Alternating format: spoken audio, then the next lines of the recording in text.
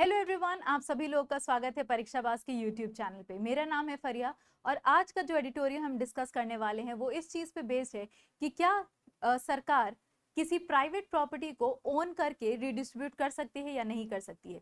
ये matter actually supreme court में है। सुप्रीम कोर्ट पे एक केस में जजमेंट चल रही है, तो उसी चीज़ को लेकर के हम डिस्कस करने वाले हैं। अगर आप अब तक हमारे चैनल से नहीं जुड़े हैं, टेलीग्राम चैनल को फॉलो करके आप जुड़ सकते हैं। पीडीएफ आपको वहीं पे मिल जाएगा। इंस्टाग्राम आप फॉलो कर सकते हैं हमारी डेली अपडेट्स के लिए। कोर्ट में केस किया गया है कि क्या सरकार government redistribute privately owned property, क्या सरकार के पास यह अधिकार है कि वो किसी निजी प्रॉपर्टी को, निजी संपत्ति को लेकर के रीडिस्ट्रीब्यूट कर दे। इन सारी चीजों को समझने के लिए हमें समझना पड़ेगा कि पूरा डिस्ट्रीब्यूशन का जो मामला है वो चल क्या रहा है और संविधान में ये सारी चीजें कहाँ पे लिखी हुई हैं जिससे सरकार को ये पावर मिल रही है। ये जो वेल्थ डिस्ट्रीब्यूशन का केस चल रहा है ना, ये सुनवाई जो हो रही है वो बेसिकली आर्टिकल 39B को इन्वॉल्व कर रही है। ये बहुत इंपॉर्टेंट है। आर्टिकल नंबर 39B को इन्वॉल्व कर रही है कि किसी प्राइवेट प्रॉपर्टी को लेकर के या इनफैक्ट किसी प्रॉपर्टी को लेकर के सरकार रीडिस्ट्रीब्यूट कर सकती है या नहीं कर सकती है। Began hearing an unrelated case about whether government can acquire and redistribute privately owned property if they are deemed as material resources of the community। क्या उस संपत्ति को अगर हम समुदाय के भौतिक संसाधन के रूप में माने तो क्या सरकार उसको ले सकती है। क्योंकि देखो आर्टिकल 39B की अगर हम बात करें तो वो डीपीएसपी का पार्ट है, directive principles of state policy. और डीपीएसपी कहता है कि सरकार के पास जब संसाधन होंगे तो 39B के अंतर्गत क्या करेगा, प्रॉपर्टी को लेकर के इस तरीके से डिस्ट्रीब्यूट करे कि समाजवाद पूरे में स्टैब्लिश हो जाए, सोशलिस्टिक अप्रोच हो जाए। तो ये जो 39B का मामला है कि जो ओनरशिप है और कंट्रोल है मटेरियल रिसोर्सेज की, जो कम्युनिटी की मटेरियल रिसोर्सेज है, उस तरीके से सरकार इसका अधिग्रहण करेगी कि ये कॉमन गुड को सर्व करे। जो कॉमन पब्लिक है, जो नॉर्मल लोग हैं, उनका अगर फायदा हो रहा है तो सरकार ऐसा कर सकती है। 39B में ऐसा कहा गया है कि संसाधन का रिडिस्ट्रीब्यूशन हो सकता है। अब ये जो मामला उठा था तो ये उठा है बेसिकली 1977 से। 1977 में एक बहुत ही इंपॉर्टेंट केस आया था, state of Karnataka versus Shri Ranganathan Reddy. 1977 का एक केस है। मल्टीपल ओकेजन पे इस केस में जो जजमेंट दिया गया उसका इंटरप्रिटेशन इस्तेमाल किया गया। इस केस में 7 जज बेंच बैठी थी। अब देखो क्योंकि संवैधानिक मामला है तो कॉन्स्टिट्यूशन बेंच बैठती है और मिनिमम 5 जजेस चाहिए होते हैं, लेकिन इसमें 7 जजेस की बेंच बैठी थी जिसने जो डिसीजन दिया था 4:3 मेजोरिटी के साथ दिया था। इन्होंने ये कहा था कि जो प्राइवेट प्रॉपर्टी होती है ना, जो निजी संपत्ति है, निजी प्रॉपर्टी है, वो मटेरियल रिसोर्सेज की स्कोप में नहीं आती है, यानी सरकार प्राइवेट प्रॉपर्टी को लेकर के कॉमन लोगों को डिस्ट्रीब्यूट नहीं कर सकती है। ये मेजॉरिटी डिसीजन दिया था। लेकिन इसमें से जो माइनॉरिटी डिसीजन दिया गया उसमें एक जस्टिस का नाम आता है, वो आता है जस्टिस कृष्णा अय्यर का। जस्टिस कृष्णा अय्यर की जो माइनॉरिटी ओपिनियन थी इस केस में, वो आने वाले कई सालों तक इन्फ्लुएंशियल रही और उस जजमेंट की, उन माइनॉरिटी ओपिनियन की कोटेशन कई कई सारे केसेस में मेंशन करते चले गए। जैसे उन्होंने क्या कहा, उन्होंने ये कहा कि भौतिक दुनिया में मूल्य या उपयोग की हर चीज भौतिक संसाधन है और व्यक्ति समुदाय का सदस्य होने के नाते उसके संसाधन समुदाय का हिस्सा है। इनका कहना यह है कि अगर आप एक इंडिविजुअल हैं, इस कंट्री में रह रहे हैं, तो आपकी जो प्रॉपर्टी है वो पूरी कम्युनिटी की प्रॉपर्टी होती है। तो ये जस्टिस अय्यर का माइनॉरिटी डिसीजन था। ऑल्दो 97 वाला जो केस था, 1977 वाला केस, उसमें इस ओपिनियन का मैटर नहीं रखा गया, लेकिन आगे आने वाले सालों में इनके जो ओपिनियन है उसको कोट करते गए। एक और जजमेंट का नाम लेते हैं।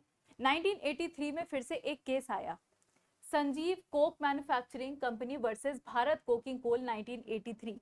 इसमें जो कोल क्षेत्र थे उसको नेशनलाइज किया गया, कोल माइंस जो थी वो नेशनलाइज की गई। फिर ये जजमेंट उठा कि भाई प्राइवेट प्रॉपर्टी है, पब्लिक प्रॉपर्टी है, क्या गवर्नमेंट इसको अधिग्रहण करके रिडिस्ट्रीब्यूट कर सकती है या नहीं। तो इसमें फिर से जस्टिस अय्यर का जो डिसीजन था उसको कोट किया गया और कहा गया कि जस्टिस अय्यर का ऐसा मानना था कि अगर आप संसाधन, आप इस कंट्री में रह रहे हैं तो जो आपके संसाधन है वो कम्युनिटी के संसाधन है और पब्लिक गुड के लिए उसको शेयर करना चाहिए।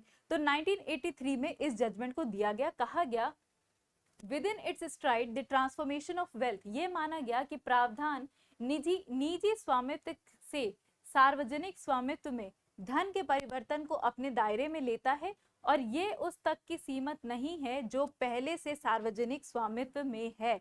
मतलब जरूरी नहीं है कि कोई जो चीज पहले से पब्लिक प्रॉपर्टी थी वही रहेगी, प्राइवेट प्रॉपर्टी को भी पब्लिक प्रॉपर्टी में कन्वर्ट किया जा सकता है। 1983 के इस जजमेंट ये बात कही गई।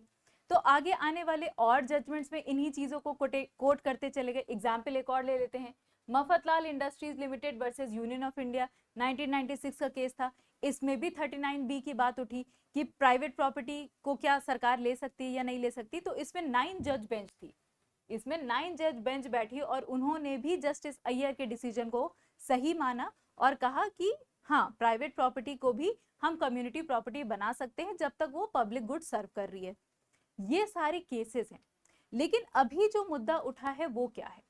अभी जो चैलेंज किया गया, जो अभी केस चल रहा है सुप्रीम कोर्ट में, वो एक्चुअली 1986 में एक अमेंडमेंट को लेकर के है। 1986 में एक अमेंडमेंट किया गया, किसमें? Maharashtra housing and area development 1976 act को। इसमें एक संशोधन किया गया सेस्ड प्रॉपर्टीज के ओनर्स को लेकर के। सेस्ड प्रॉपर्टीज क्या है, ये एक्ट क्या है, उसके बारे में थोड़ी सी बात करते हैं। तो देखो, MHADA का जो एक्ट था उसको 1986 में लागू किया गया था। ये सबसे बड़ी प्रॉब्लम ये है ना कि जैसे मुंबई की अगर एरिया को देखें या महाराष्ट्र के एरिया को देखो तो बहुत सारी बिल्डिंग्स हैं जो पुरानी पुरानी हैं, बहुत ही जर्जर हालत में है, बहुत ही खराब हालत में, कभी भी वो बिल्डिंग गिर सकती है। लेकिन उसके बावजूद वहां पे टेनेंट्स रहते हैं, किराएदारी चल रही है, लोग रह रहे हैं, लोग उसको खाली नहीं करना चाह रहे।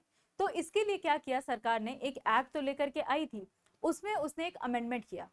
उसमें अमेंडमेंट ये किया कि इसमें रहने वाले लोग जो हैं, है ना, बिल्डिंग में जो लोग रह रहे हैं उनके ऊपर एक सेस लगाया जाए, है ना। तो उनके ऊपर क्या किया जाए, एक सेस लगाया जाए और उस सेस से जो पेमेंट आएगी, जो भी हमें टैक्स कलेक्शन होगा, वो हम किसको देंगे? Mumbai building repair and reconstruction board को। वो पैसे इस्तेमाल करके इन बिल्डिंग्स को रिपेयर करेंगे और रिस्टोर करने के लिए जो प्रोजेक्ट्स चलते हैं उसमें वो पैसा लगाया जाएगा।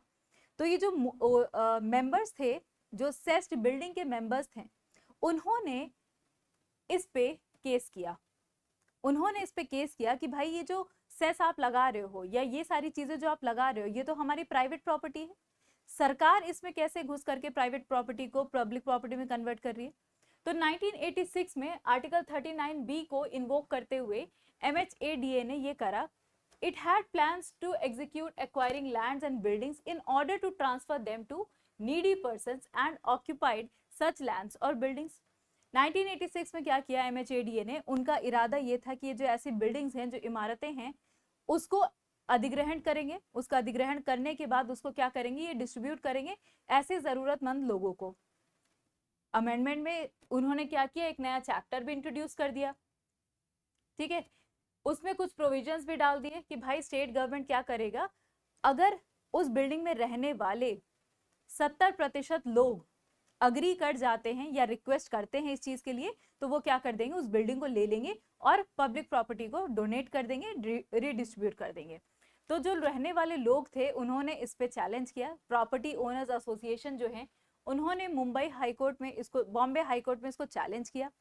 जब ये चैलेंज किया उन्होंने बोला कि भाई हम ऐसे तो राइट टू इक्वालिटी का हनन हो रहा है, हमारी राइट टू इक्वालिटी का हनन हो रहा है।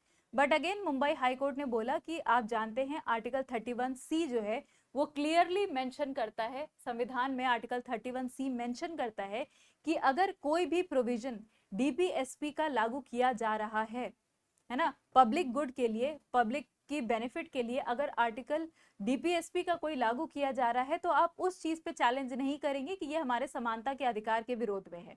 ये क्लियर एक्सेप्शन दिया हुआ है, फंडामेंटल राइट में भी ये चीज मेंशन्ड है। तो बॉम्बे हाई कोर्ट ने क्या किया, इनके इस अपील को तो खारिज कर दिया। उन्होंने कहा कि राइट टू इक्वालिटी का हनन नहीं हो रहा है, आपकी समानता का अधिकार हनन नहीं हो रहा है। 31C जो है कहता है DPSP के जो प्रोविजंस है अगर वो लागू हो रहे तो ये सही है। ये डिसीजन को लेकर के ये पहुंचे कहां, सुप्रीम कोर्ट में इन्होंने केस किया, 1992 में अपील किया इसको। अब वहां पे ये क्वेश्चन उठा सुप्रीम कोर्ट में कि भाई material resources of the community हैं जो 39B में लिखा गया है, क्या उसमें ये सेस्ड बिल्डिंग्स इंक्लूड की जाएंगी। डिसीजन जो 92 में गया वो यही था कि ये जो सेस वाली बिल्डिंग्स है, जिन बिल्डिंग्स पे सेस लगाया गया है, क्या उनमें ये चीज लागू होगी? अब संवैधानिक मामला है तो नॉर्मल जज तो सुनेंगे नहीं इसको, नॉर्मल बेंच सुनेगी नहीं इसको, संवैधानिक बेंच बनानी पड़ेगी। तो 2001 में एक 5 जज बेंच को बनाया गया, उन्होंने इस मामले की सुनवाई की, बट फिर उन्होंने क्या किया, इसको एक लार्जर बेंच को रेफर किया। उन्होंने ये कहा कि भाई जस्टिस अय्यर का जो डिसीजन था उसको वापस से हमें क्या करना पड़ेगा, सुनना पड़ेगा, समझना पड़ेगा। संजीव कोक मैन्युफैक्चरिंग में जो केस में डिसीजन आया था उसको रिव्यू करना पड़ेगा। अब अगर रिव्यू करना है तो हायर जज बेंच होनी चाहिए रिव्यू करने के लिए। तो 2001 में ये काम हुआ। फिर फरवरी 2002 में 7 जज बेंच को कहा गया कि भाई जस्टिस अय्यर की जो इंटरप्रिटेशन है उसको आप स्टडी करिए। और ये जो 7 जज बेंच है उन्होंने, उनका ये डिसीजन था कि हमें थोड़ा सा डिफिकल्ट लग रहा है कि जस्टिस अय्यर की जो बात है वो सही है। उनका ये कहना था कि डिसीजन को एक बार से रिव्यू करना पड़ेगा, हमें पढ़ना पड़ेगा कि ये जो चीज लिखी हुई है ना कि प्राइवेट प्रॉपर्टी को आप ले करके मटेरियल रिसोर्स में कन्वर्ट कर दो पब्लिक के लिए, तो वो चीज हमें इंटरप्रिटेशन पढ़ना पड़ेगा और हमें उसको सही करना पड़ेगा। अब 7 जज की बेंच ने तो ऐसा कह दिया, वो भी डिसीजन क्लैरिटी के साथ नहीं आ पाया, तो उन्होंने क्या किया है, अब 9 जज बेंच को इस चीज को रेफर किया है। अब 9 जजेस की जो बेंच है वो इस केस को सुन रही है, जो MHADA वाला केस चल रहा है, अभी वो क्या कर रही है, करेंटली इस मैटर को सुन रही है। अब जब ये डिसीजन आएगा तब इस चीज पे क्लैरिटी हमें मिलेगी कि 39B जो DPSP का पार्ट है वो सरकार को बाध्य करता है, बाध्य नहीं करता, बेसिकली सरकार को एक ओपिनियन देता है कि आपको ऐसा करना चाहिए, क्योंकि DPSP है तो बाध्य हो नहीं सकता। तो 39B कहता है सरकार को कि आपके पास अगर कोई ऐसी प्रॉपर्टी है जो पड़ी हुई है, खाली जमीनें हैं, कुछ भी है, तो आप उसको ले करके क्या करेंगे, पब्लिक को रिडिस्ट्रीब्यूट करेंगे ताकि एक समाजवाद फैल सके। बट क्या इस चीज में, इस आर्टिकल के स्कोप में प्राइवेट प्रॉपर्टी इंक्लूड होगी या नहीं होगी? 1977 से लेकर के अब तक जस्टिस अय्यर के जो जजमेंट थे उसको माना जा रहा था, लेकिन 2002 में आप देख रहे हो अपील किया गया 7 जज बेंच को, फिर वो अपील गई है अब 9 जज बेंच को। तो अब देखना ये होगा कि सुप्रीम कोर्ट की जो 9 जज बेंच बनी है, कॉन्स्टिट्यूशन संवैधानिक बेंच मिली है, वो इस पे क्या डिसीजन देगी। ठीक है, तो अब डिसीजन का वेट करते हैं, जैसे ही डिसीजन आएगा तो हम इस चीज पे एक बार फिर से कनेक्ट करेंगे, इन चीजों को डिस्कस करेंगे। आई होप वीडियो आपको समझ में आई होगी। इसी तरीके से अगर आपको डिटेल में पॉलिटी के आर्टिकल समझने हैं, क्लैरिटी के साथ समझना है इन चीजों को, तो आप हमारे फाउंडेशन कोर्स को ज्वाइन कर सकते हैं। फाउंडेशन कोर्स चल रहा है हमारे यूट्यूब चैनल पे ही, उसकी जो भी PDF होती है, इस सेशन की PDF भी आपको चाहिए तो आपको हमारे टेलीग्राम चैनल पे मिल जाएगी। इंस्टाग्राम आप डेली अपडेट्स के लिए हमें फॉलो कर सकते हैं। Please like, share and subscribe to the channel. अच्छा लग रहा है तो अपने फ्रेंड्स के साथ इसको जरूर शेयर किया करिए। हम मिलेंगे बहुत जल्द आपके साथ एक नए एडिटोरियल के साथ। Thank you very much everyone and take care.